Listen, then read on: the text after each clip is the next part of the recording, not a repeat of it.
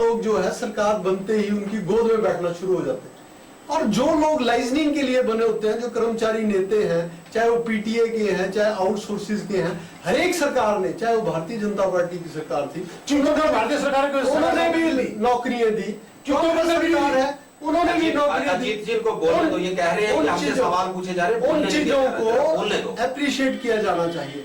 अब नोटिफिकेशन के बाद आपने इतना बड़ा मुद्दा उठाया हुआ है, जहां नोटिफिकेशन की बात है जय जी, तो एक ढंग से कर्मचारी लीडर्स को, आपके साथ में जुड़े हुए हैं डिबेट में, इनको उठाना चाहिए। नोटिफिकेशन एक बार हो गई तो क्या वो दोबारा नहीं हो सकती? दोबारा भी रिवाइज नोटिफिकेशन सरकार कर सकती है, लेकिन उनके ध्यानार्थ लाना पड़ेगा।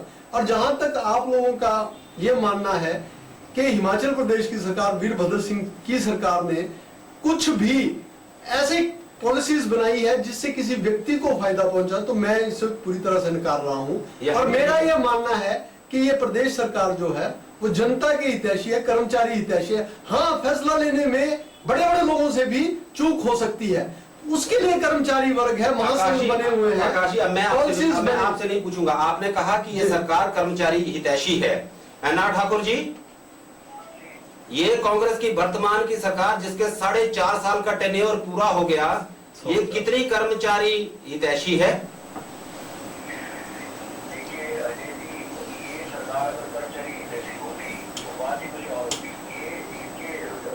मुख्यमंत्री मोदी ने सत्ता में आने से पहले हर मंच पे कहा कि हम सत्ता में आने के बाद 4/9/14 का बेनिफिट हिमाचल प्रदेश के कर्मचारियों को 2006 से देंगे। ठीक है। 4.5 साल का कार्यकाल पूरा होने के बावजूद भी वो बेनिफिट आज तक नहीं दिया गया। ठीक है। और पिछले 4.5 सालों में 2 श्रृंखला राजनीति की बैठक चुनाव हुई है और वो बेनतीजा साबित हुई। Not even single smart watch accepted in the GCC. ठीक है, आप बताइए। ठीक है,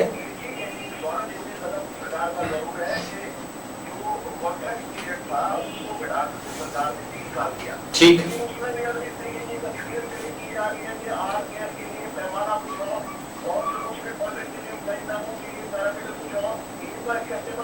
ठीक है,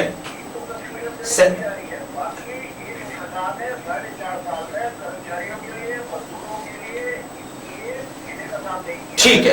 एनआर ठाकुर जी, अब यहाँ रुकना। सहगल जी आपके साथ जुड़े हुए हैं, फोन लाइन पर सहगल जी भी हैं। सहगल जी,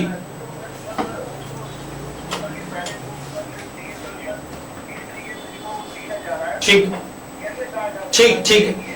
एनआर ठाकुर जी, एनआर ठाकुर जी आपके साथ, एनआर ठाकुर जी,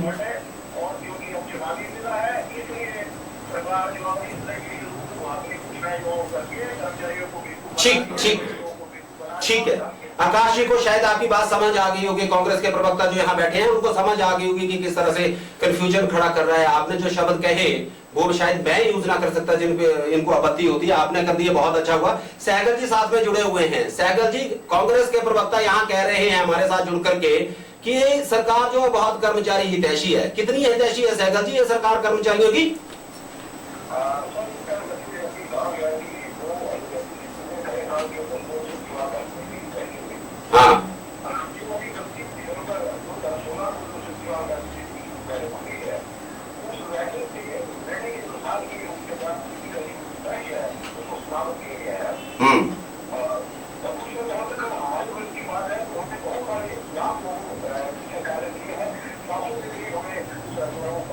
सहगल जी सहगल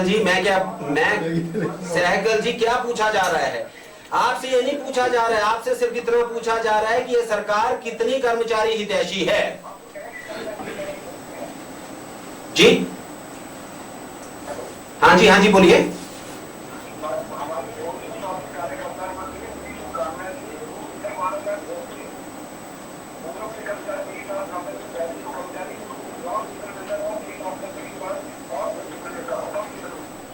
एनआर ठाकुर जी, वेतन का मसला सहगल ने उठा दिया है, आप भी प्रदेशाध्यक्ष रहे हैं इनके।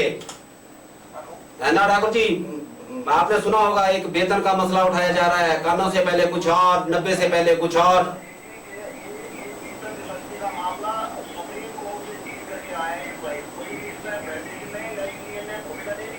ठीक है, ठीक है,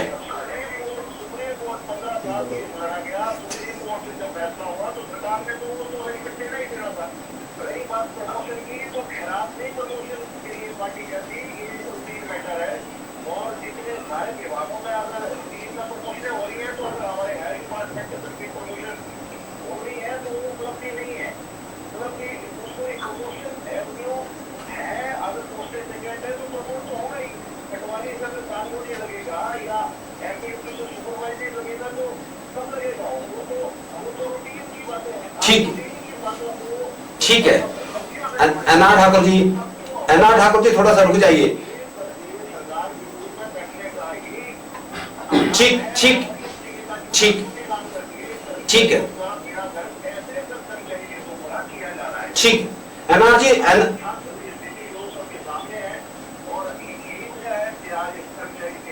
ठाकुर जी रुक जाइए ठाकुर जी रुक जाइए। देवराज जी हमारे साथ जुड़े हुए हैं, इनसे पूछ लेते हैं, स्टूडियो में हैं। कर्मचारियों की कितनी हितैषी है ये सरकार? ठाकुर जी रुक जाइए, देवराज जी जुड़े हुए हैं, इनसे पूछ लेते हैं कितनी हितैषी है ये सरकार? जहां तक सरकार की हितैषी बन की बात है कर्मचारियों के प्रति, तो ये तो स्पष्ट है कि आप खुद जानते हैं इस बात को कि 6 से 5 हुआ, 5 से अब 3 हो गया, तो कहीं ना कहीं हितैषी है। जहां तक 4-9-14 की बात है, उस मामले में हम सरकार की पीठ नहीं थपथपाएंगे।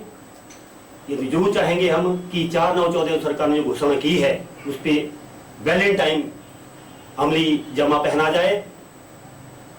5 साल से 3 कॉन्ट्रैक्ट किया, स्वाभाविक तौर पे अच्छा फैसला है सरकार का। चुनाव के दिनों में मेरे ख्याल सरकारें, हमको सरकारी क्षेत्र के कर्मचारी हैं, हमको पॉलिटिकल आदमी नहीं है, लेकिन ये किसी व्यक्ति या किसी विशेष पार्टी के लिए ये चीज सिद्ध नहीं होती। ये सरकारें कोई भी हो, अगर ऐसा है तो सभी के लिए यही मानदंड रहते हैं। ये सवाल इन्होंने कहा था, और ये कहा था कि आप हमसे सवाल ज्यादा पूछ रहे हैं और हमें आंसर देने के लिए या जवाब देना नहीं दिया जा रहा है। अब मैं अपने मूल सवालों पे आ जाता हूं जो मैंने छोड़े थे आपके साथ, जहां पर आपने बोलूं पीटीए और आउटसोर्स जो कर्मचारी हैं उनको रेगुलर करने के लिए सरकार इतनी ललायत क्यों दिख रही है? क्या झोल है वहां पर कि इनको रेगुलर कर दिया जाए तो सत्ता पर काबिज रहा जा सकता है? अजय जी, जो लोग आउटसोर्स कर्मचारी हैं, पीटीए कर्मचारी, ये आउटसोर्स कर्मचारी क्या होते हैं? वो भी हमारे हिमाचल प्रदेश के ही लोग हैं। नहीं, आउटसोर्स पाकिस्तान से नहीं लाए गए, पाकिस्तान से नहीं लाए गए हमारे कर्मचारी। और सुनिए, कपूर साहब, जब कभी इंटरफेयर, मेरी बात को भी ध्यान से सुनिए। एनआर ठाकुर जी ने जो जुब्बल में है, बड़े इत्मीनान से और बड़े कॉन्सेंट्रेटली बोला कि सरकारें जो है खैरात नहीं देती। तो ये बहुत ये है जो सरकार दे रही है वो खैरात नहीं है। खैरात शब्द तो ऐसे भी यूज नहीं होना चाहिए। सरकार और कर्मचारी एक रथ के 2 पहिए होते हैं। अगर कर्मचारी अच्छे से रहेंगे, सरकारें भी अच्छे चलती हैं, तो ये तो स्वाभाविक तौर है। पर जो दे रहे हैं वो खैरात नहीं दे रहे हैं, और जो ना दे रहे हैं वो देना चाहिए। इस तरह के दोहरे मापदंड नापसंद है। और मैं अजय जी आपको ये भी बोलना चाहता हूँ कि जो भी व्यक्ति हैं, चाहे वो पीटीए हैं, चाहे वो पैरा टीचर्स हैं, चाहे वो जो भी हैं, वो स्वाभाविक तौर पर उचित मापदंडों को के अनुसार जो है उनकी नियुक्ति आउटसोर्स क्या होता है? होनी चाहिए। आउटसोर्स क्या होता है? आउटसोर्स वही लोग हैं जो किसी ठेकेदार के माध्यम से। ठेकेदार किसको भेजेगा? सरकार में ठेकेदार कौन होगा आउटसोर्स कर्मचारी देने का? और वो किसको नियुक्ति देगा? वहां पर किसको भेजेगा ठेकेदारी में वहां जाकर के काम करने के लिए सरकारी विभाग में? और सरकारी विभागों की ऐसी क्या मजबूरी होगी? सिलेक्शन कोऑर्डिनेट बोर्ड हमीरपुर या फिर शिमला जो अधिकारियों का सिलेक्शन बोर्ड है, वहां से न करवा करके ठेकेदार की लेबर को, जो लेबर के तौर पर वहां पर भेजे गए हैं, आउटसोर्स जिनको कर दिया गया, उनको रेगुलर करने के लिए सरकार इतनी लालायत क्यों है? अजय जी, ये मुद्दा भी डिस्कशन का है ही नहीं, क्योंकि इसके बारे में कोई पॉलिसीज जो बहुत अच्छे हैं, क्योंकि कुछ डिपार्टमेंटों में आउटसोर्स कर्मचारियों को गवर्नमेंट कॉन्ट्रैक्ट दे दिया गया। आपको शायद जानकारी नहीं है, जो अंदर खाते ये आउटसोर्स कर्मचारियों के साथ हो रहा है।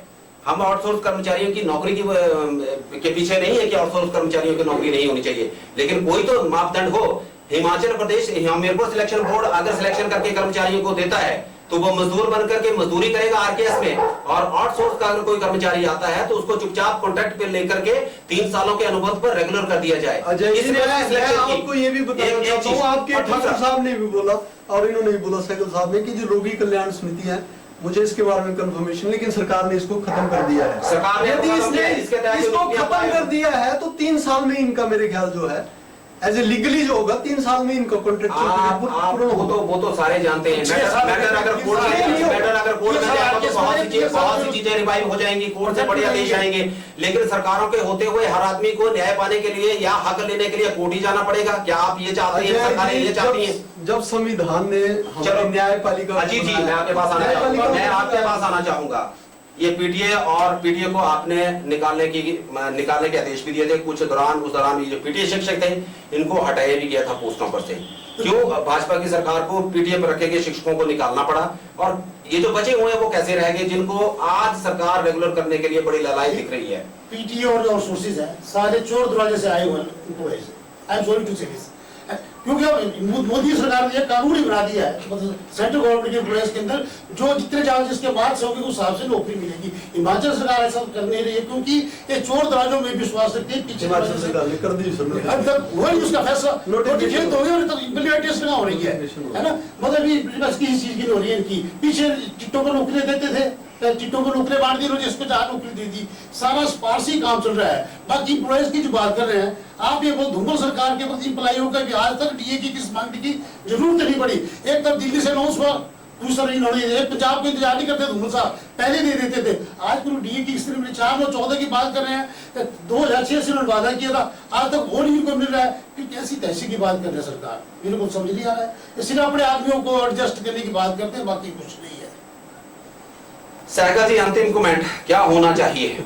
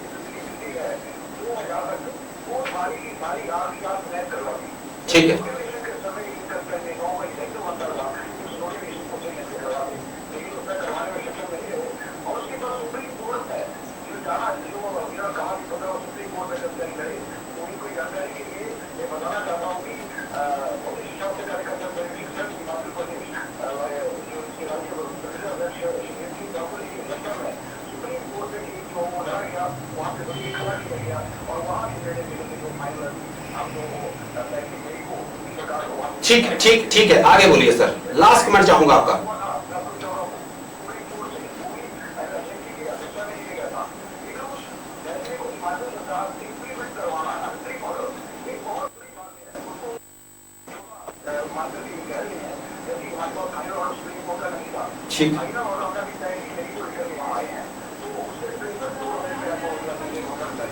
ठीक है, एन्ना ठाकुर जी,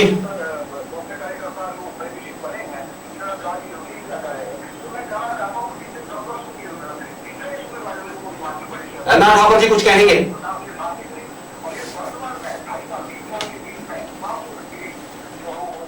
ठीक, सहगल जी रुकना पड़ेगा, एन्ना ठाकुर भी लाइन पर हैं, एन्ना ठाकुर से पूछ लेते हैं। एन्ना ठाकुर जी आपने सुना है सहगल जी क्या कह रहे हैं, इस पे कोई आप रिएक्ट करना चाहेंगे, कुछ कहना है? इसका तो मैं कहना ही चाहूंगा कि बहुत जल्दी बहुत बड़ा कैंप जो है वो उनके सामने लाया जाएगा, रखा जाएगा और पता चल जाएगा कि जिसने क्या किया है। कि इस सुप्रीम कोर्ट की आड़ में जो कर्मचारियों से पैसा ऐसा गया और करोड़ों रुपए इकट्ठा करके जो लोगों को तालीम किया गया कि हम लाए, ये कोर्ट के ऑर्डर बड़े स्पष्ट है, बड़े साफ है और कोर्ट के आदेशों के अनुसार ही ये सब जो करना पड़ा है। वो ठीक है कि और भी कार्य के दिलाने की अपेक्षा के बाद ऐसा हुआ, तो इसलिए मैं बड़ा स्पष्ट करना चाहता हूँ कि जब वो बने उससे पहले सुप्रीम कोर्ट के आदेश आ चुके थे और सुप्रीम कोर्ट ने सीधा डायरेक्शन दे दी थी कि आपको ये देना ही देना है। ठीक है, हिमाचल सरकार की जो मंगाई थी, हिमाचल सरकार तो कलेक्टिव ऑर्डर इशू किए जा रही थी कि इनको 5 साल में दे दो, इनको 8 साल में दे दो, लेकिन सुप्रीम कोर्ट ने लिखा कि इसको आपको वाकई ये फॉर्म इशू में देना पड़ेगा, देना पड़ेगी। लेकिन जिनमें पैसा बहुत कर्मचारियों ने इकट्ठा किया हुआ है और उसकी जस्टिफिकेशन देना पड़ेगी, उसके लिए हमारे पास बाकायदा डॉक्यूमेंट्री प्रूफ है, मैं ऑनलाइन कह रहा हूँ। और जब भी ये बहुत बड़ा गैप और सामने आएगा कि कितना बड़ा ये घोटाला जो वो किया है और वकील लड़ा है, उनकी चिट्ठियां भी हमारे पास उपलब्ध है कि वहाँ भी पहले की जिंदगी का गोलमाल हुआ है। ठीक है, मुल्कों की तो हम दावा के साथ कह सकते हैं कि हमारे टाइम में भी 495 सालों में डेली ऑफ क्लियर हाथों पर प्रमोट हुए थे, 5 सालों की रिटायरमेंट 495 पहले मुहैया करा सकता हूँ आपको जी। तो अगर मैंने 495 ठीक है। इन्होंने जो प्रॉब्लम इस समय रूटीन में हुई है, सिर्फ ये प्रमोशनों के जो है किराए वो कुछ नहीं है, क्योंकि वो हर डिपार्टमेंट में रूटीन मैटर है। ठीक, ठीक। अगर मैंने क्या क्वेश्चन और लोगों को ठीक है, अन्ना ठाकुर जी रुकना पड़ेगा, अन्ना ठाकुर जी रुकना पड़ेगा। आपने सारे सवालों के जवाब जो के सहगल ने खड़े किए थे उनके सबके जवाब दे दिए हैं। अब मैं यही कहना है दीदी कि ये मसला क्या है, ये मसला आज ये नहीं है, मसला सिर्फ ये है लड़ने का कि के साथ चीजें के अंदर हमारे कर्मचारी शोषित हो रहे हैं। ये सरकार से मेरा आग्रह है, सर्वोच्च प्रार्थना है कि सरकार नोटिफिकेशन को रिवाइज करे और कर्मचारियों की तरह से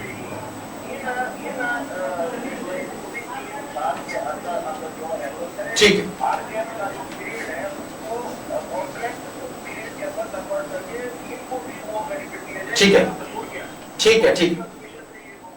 अन्ना ठाकुर जी रुकना पड़ेगा, अन्ना ठाकुर जी रुकना पड़ेगा, अन्ना ठाकुर जी रुकना पड़ेगा, रुकना पड़ेगा, अन्ना ठाकुर जी रुकना पड़ेगा। अब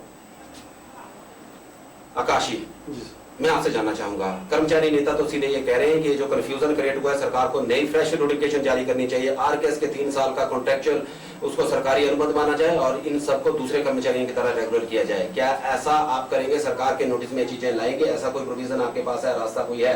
कोई चैनल कांग्रेस से सत्ता तक जाता है, सरकार तक जाता है?